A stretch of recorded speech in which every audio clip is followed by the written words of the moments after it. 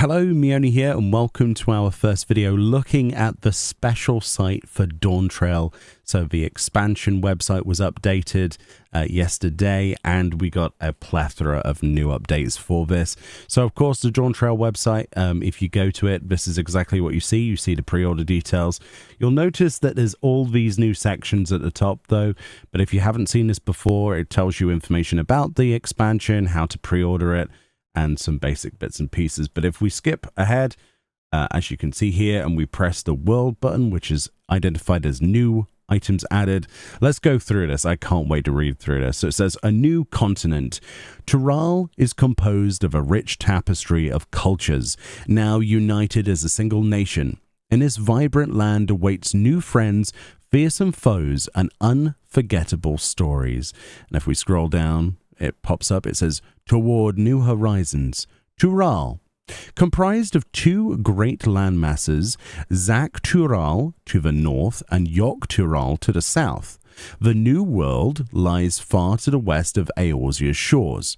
Its many and diverse peoples spent centuries mired in territorial wars until the epic deeds of Galul Jar Jar and his dream of Tuliolal saw them united under the banner of a single nation. Okay, so that's a lot of backstory we never had before.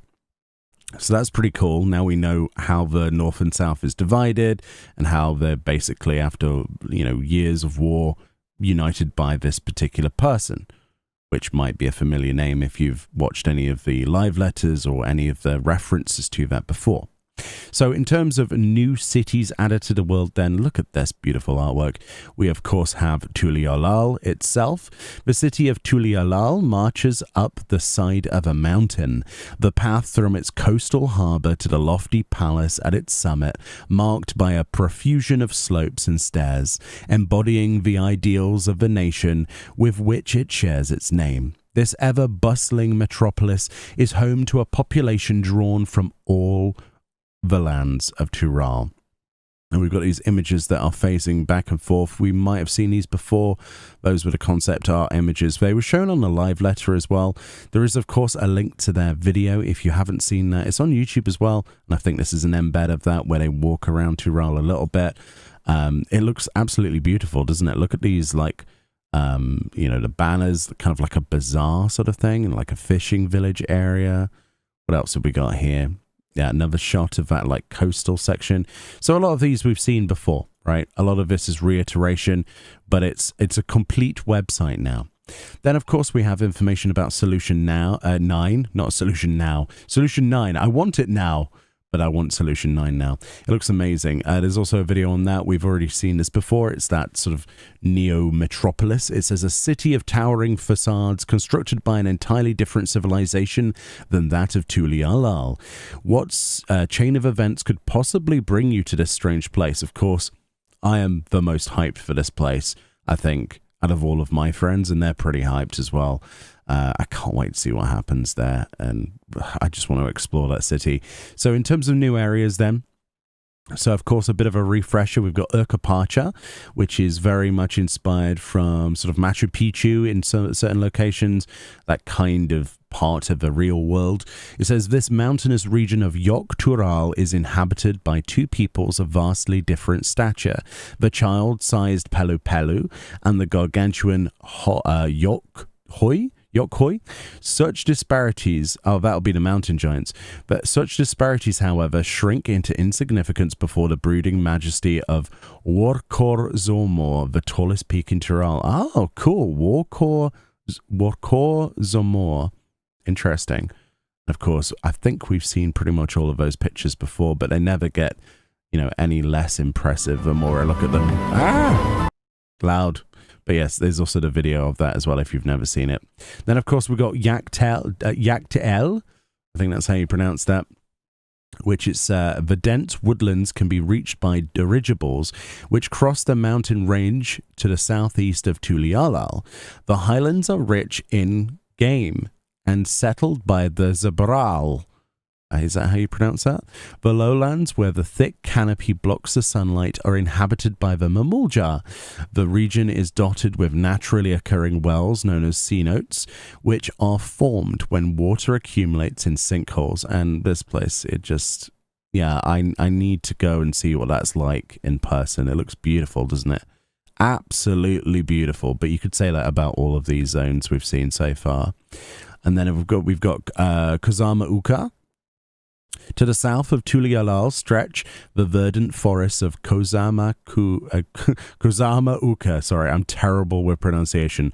Rivers great and small flow from mountains to the west and pour into the region, creating breathtaking waterfalls. Although the peoples which inhabit the region resemble goblins and the Vanu, they have each built unique cultures within this vast wilderness. And we have those beautiful pictures there. Of course, that sunset picture or sunrise, sort of like tree houses and things. It is nice to refresh on this. There's a nice night scene of the jungle. Again, none of these zones so far are disappointing to me from what I've seen on all of these pages. I can't wait to try them out. Then we've got this, of course, I completely forgot the zone existed. Shalauni. The rain-starved plains of this region, located in central Taral, makes for a striking contrast with the verdant surrounds of its largest lake. The discovery of cerulean deposits in recent years has brought sweeping change to the area, including the construction of a railroad, even as local peoples maintain their cultural traditions. This place is really interesting to me. I remember on the live letter when they showed this exact picture that's now on this website. It, like, if you squint your eyes and you didn't look and you didn't know that this was a video game, you could easily think from that picture it was a real place, until you sort of went, oh, hold on a minute, this is a little bit more like cartoony in places. It's really realistic, isn't it? It's beautiful. I can't wait to see what this looks like. It reminds me of Red Dead Redemption a little bit, for obvious reasons, but the biome changes between like this forest and that sort of Wild West. I can't wait to see what that's like. I really can't. Also, there was originally a slide that was supposed to hold secrets in that zone from a picture, if you remember, on one of the dev things. Anyway, and then we got Heritage Found, which we don't really know much about, although it does seem to be underneath a structure that I guess could be Solution 9. It says, in this region overflowing with lightning energies, thick thunderclouds blot out the sun, while streaks of purple levin illuminate the land day and night. So, yeah, look at this place. Wow. It's just, it's obviously that moody zone. You know, we've got to have a moody zone. A bit of this reminds me of the Locks, actually, in places, or like Azazlar, maybe, like the burn, how it's like depleted a little bit. Maybe that's intentional. I can't wait to see that in the game though, especially with like these graphical changes. Oh my goodness, the lighting.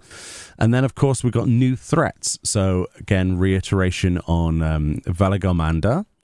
This legendary beast, held to be the mightiest in all Tural, is possessed of a serpentine body and the wings of a bird.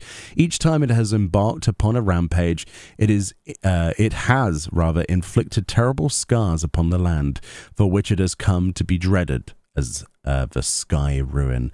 Yeah, this guy is shown in basically all of the concept art, isn't it? Including the main banner art, I think. So, big threat. Can't wait to see what that's like. This is new, though. This is completely new. Look at this PNG. I think you can actually get all of these in the media section if you wanted to get some of these images, you know, with no backgrounds. So we've got Barrel Tender here, which is this enormous, obviously, cactuar. I don't know what's going on here with his like stubby hands. Looks like he's going to punch us into next year. And then, of course, we have Eliminator. Oh, yeah, I thought his name was like Dominator or something. I forgot what his name was. Yeah, this guy, we haven't seen this model yet.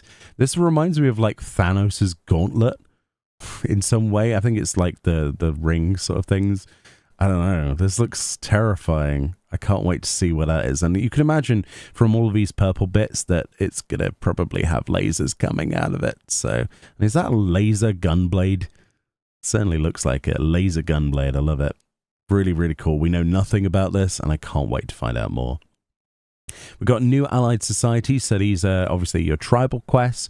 A long time ago, they were called beast tribes. Obviously, they're just tribal quests. The Pelu Pelu, it says, as deft of hand as they are of tongue, this diminutive people from Urkapacha are best known for their skill as merchants, traveling the continent upon their alpacas to peddle tea, coffee, mezcal, and fabrics woven from the wool of their steeds. Their masks are an indubitable symbol of reliability, marking all who don them as trustworthy partners in trade. Of course, if you've played a certain other game, you might have seen something like this. Yeah, trading, obviously. So presumably that tribe has got something to do with crafting. And maybe it's crafting. I don't think it'd be gathering, would it? But yeah, very exciting. And of course, we have other peoples as well.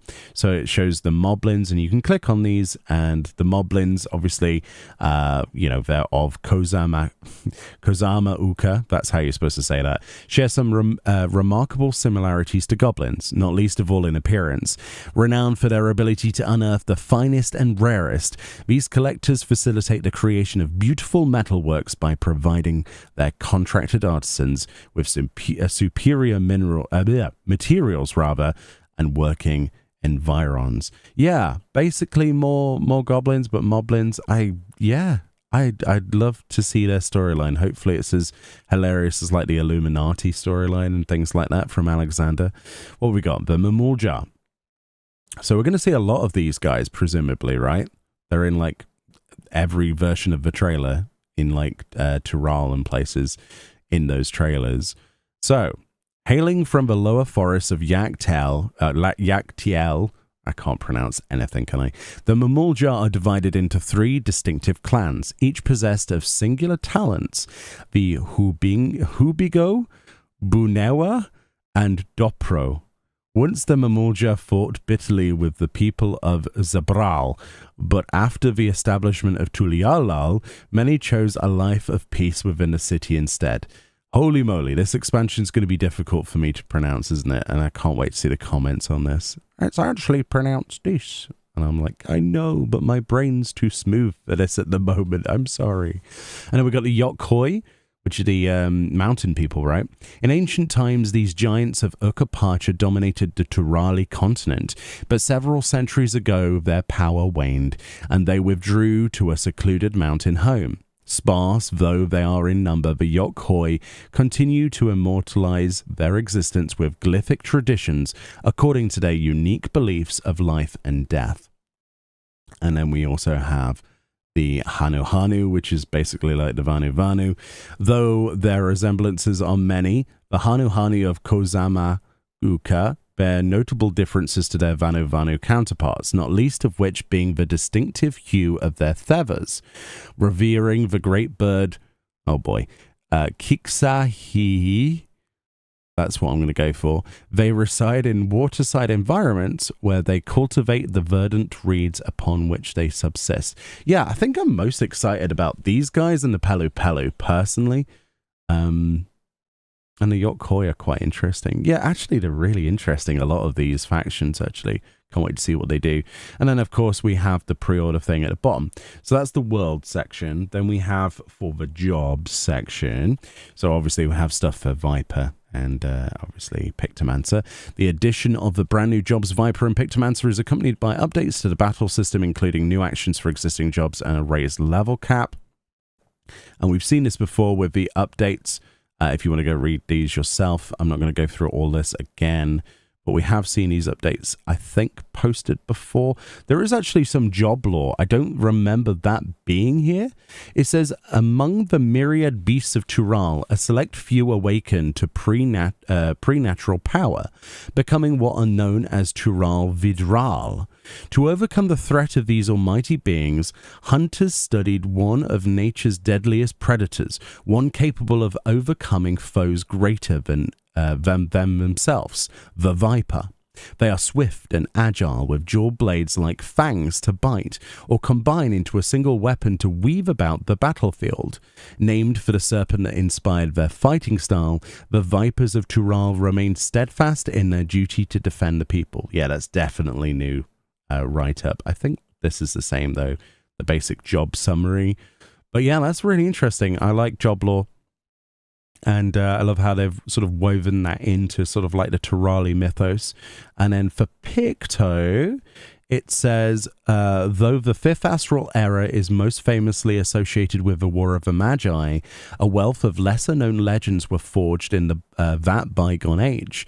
Among them is the tale of Archon Realm, oh my goodness, an itinerant artist and mage who relinquished her traditional staff for a magic brush. With it, she would render abstract images to life, establishing an entirely new school of magic in so doing. Masters of this arcane discipline follow in the Archon's footsteps, wielding vibrant hues of ether to invoke all manner of fantastical beasts, weapons, and landscapes from their mind's eye, for the source of a Pictomancer's power lies not in their artistic skill, but the richness of their imagination, with which they strive to paint a brighter future. That's really cool, like referencing Realm like that. Oh, dude, I can't wait to try out Pictomancer. That's going to be so cool. And then, of course, we've got a Java Action trailer built into there and a pre-order website page. So that was the addition to that is the job lore, right? Cool. Then we've got the gameplay section. Let's see.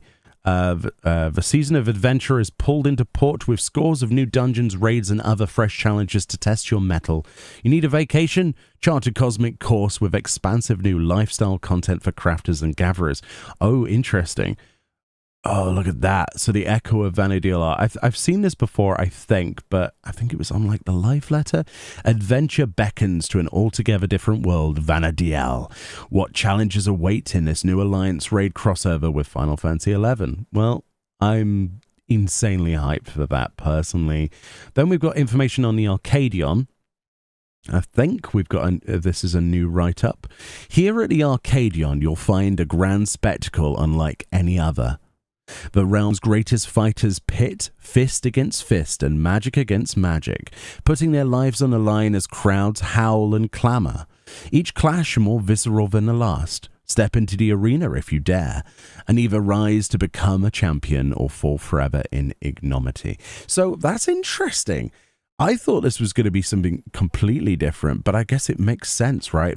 Why they would have those like projected holograms in the sky. So does that mean that the Arcadian, is it in Solution 9? That's my first question. And if it is, does that mean Solution 9 isn't abandoned? I have so many questions with this. I didn't expect it to be an arena battle system for the 8-player raid series. That's quite fun, the idea of fighting stuff in an arena. It's definitely a different way to take it, and presumably, it'll be tied into the storyline of this area. That's really cool. I didn't expect that, actually. I thought it was going to just be like some abandoned GPU or something in the bottom of some Allegan monstrosity. I have no idea. And then, of course, we've got the new Ultimate, right? Futures rewritten based on Eden. I think most of this has been said before. It says, like a river, the future winds in boundless ways. A single ripple may alter the course of its flow, and as one ripple leads to another, myriad other possibilities. So it is in this land, one blighted by the flood of light, where the resistance of many gave way to a morrow blessed by the night sky. If similarly the future wrought by two young women were but one of countless possibilities, what other forms could their morrow have taken? Fascinated by such visions, the minstrelling wanderer weaves a ballad of futures rewritten. I can't wait to see what these weapons look like, honestly, and admire people who have them. Hopefully they go for like rainbows or something bright and vibrant to match their personalities. You know what I mean? Maybe like dark and light sort of mix or something. I don't know. That'd be really, really cool, wouldn't it? Yeah. And then, of course, we've got new dungeons. I think... Are they actually named here? I don't think they are, right? It says, across the vast continent of Tural, adventurers will face challenging new dungeons and unprecedented threats with perils and pitfalls at every turn. It will take steadfast unity and careful coordination to emerge victorious. Right, so we got this image of a boat floating down a river. Then we've got some kind of cave thing that I guess is a different dungeon. And then some kind of mountain area. Yeah, I can't wait to try out some of these dungeons. They're so radically different, aren't they, aesthetically? Really, really cool. Can't wait to see what they have cooked up. This is something that I'm really excited about. Cosmic exploration. Adventures in space. That's exactly how you should pronounce that. Your curiosity and creativity will fuel a journey that's truly out of this world. Again, there's not really any details on that yet, but I really need to know what this is. I really do. Is it a restoration project? What is this? It's so cool, though, this artwork. I can't wait to try it out. And then, of course, we've got information on a new limited job, Beastmaster, capable of taming the wildest creatures and fiercest fiends. Beastmasters have unparalleled affinity with their charges. Work continues apace to bring this new limited job to the game, so obviously that'll be in the late patch cycles. And then there's also the field operations, which I think this is a new update posted here. Even the most dauntless of sailors would sooner abandon ship than steer into Shade's Triangle. Oh my god, they named it. Be not fooled by the lush and fertile island you spy on the horizon. Men and vessels alike have been lost to its allure, never to be seen again. Yes, the wisest choice is to diminish it as a mere illusion. But of course, there are inevitably those who cannot resist the call of adventure. So it's called Shade's Triangle. So it's another island, kind of like the Isle of Val, I guess. But a lush, fertile island on the horizon. That's really interesting, actually. I thought it was going to be like Void related or something. Oh, that's cool. I didn't know that. Very cool. I like the fact they've added a bit of context to that way early in the cycle before that's ever going to come out as well, right? Because it's not coming out in 7.0. It's coming out in 7.3 or something, maybe. And then we've got PvP updates on Real Trials, Hildebrand, variant modes, Deep Dungeon, Gold Saucer, Trials, and Blue Mage. So stuff coming, obviously, in the future. And that's the gameplay section. We've got a system section. Immerse yourself in the beauty of Eorzea and beyond with an all-new graphic update. The long-awaited female Hrothgar playable race is only one of many exciting additions and upgrades that will enrich your journey. Yes, I think we've already read this, but let's read the write-up. The Hrothgar people hail from Elzabard, a Turali people with a shared ancestry. The Zabral call Yaktel, I think that's how you pronounce it, home. Females number relatively few among the population, but are readily identified by their lithe, muscular forms. Equally distinctive is their predisposition for leadership. I think we have read that before, and I struggled last time to read it. Of course, we've got the graphical update. Just remember that this is the first graphical update. By no means this is the only graphical update that's going to exist, in the future. So it's a big leap, isn't it? The game's first major graphical overhaul adds a host of visual improvements, including enhanced texture and shadow resolution, and improved material qualities for characters and environments. Experience the world of Eorzea and beyond like never before. And these are some of the images that we've got from the benchmark, right? That's not from a benchmark. Oh yeah, these are the gathering and crafting outfits. I completely forgot they even showed those, I really do like those. I don't know if the lighting's doing that justice there.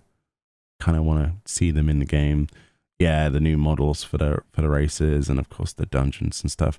Very exciting, the graphical update, personally. Why are they showing the... they're showing the baronial attire as an example of dyes.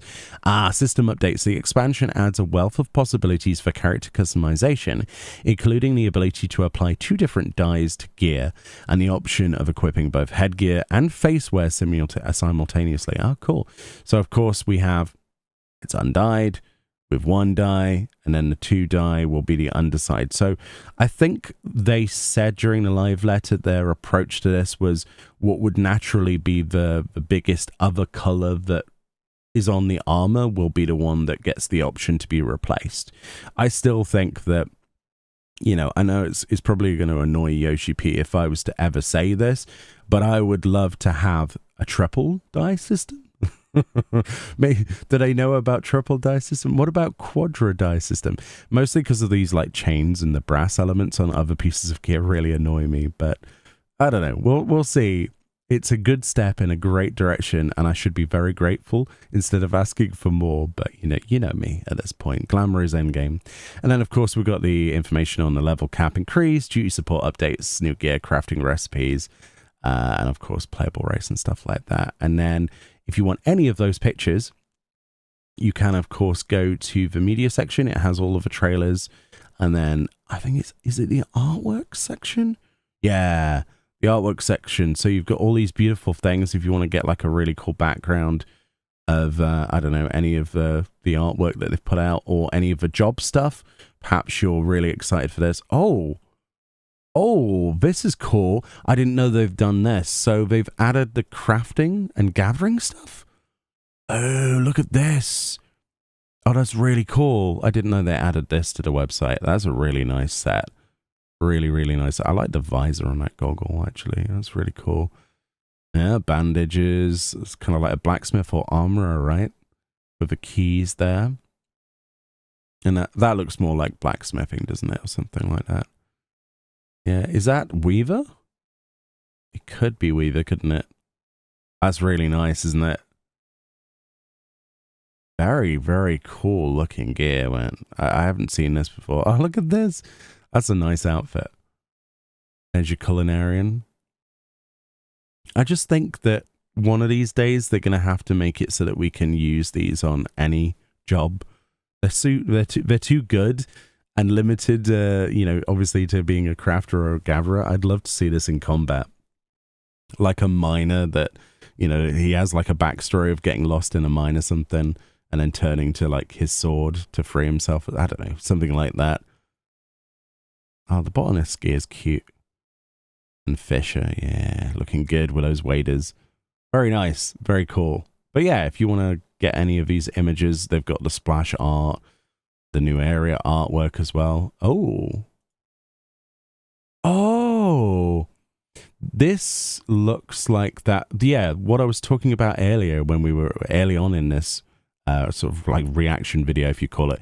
There was a bit, like a section blurred out here, but it looks like it's been like completely edited away for this full picture. This is a beautiful background image, by the way. I love this. I'm probably going to use this as a new background now. But yes, what's missing here then? What's been edited out here? In a beautiful way, but still, I don't trust this zone. Something's amiss, isn't it? Something is very amiss. But yeah, very excited. And also, can I just say, whilst we're on a video, if this train isn't a real train, I'll be very, very sad. If it's just a concept art image, I'll be like, oh, I want a working train in this game, please. And not just in Sigmascape. Anyway, those are the sort of updates. They've got some really cool stuff. Again, at this point, we're just waiting for Dawntrail. It's the Dawntrail waiting room, but there's some fantastic bits obviously talked about, and there's so much that we haven't seen, especially when it comes to areas.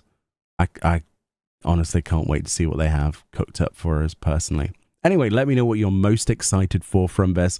There'll be a link right at the top of the description. Go check this out for yourself. Get yourself some really nice background images for your desktop or your phone or something. I presume you'd be able to get them to the right size by cropping them. And yeah, the lore updates were lovely, actually. Minor updates, but still anything at this point, is fuel for our, anticipation and scratching the itch until we get that early access. Anyway, much love, everyone. More videos on the way. I'm excited, and I'll see you all next time. Bye-bye.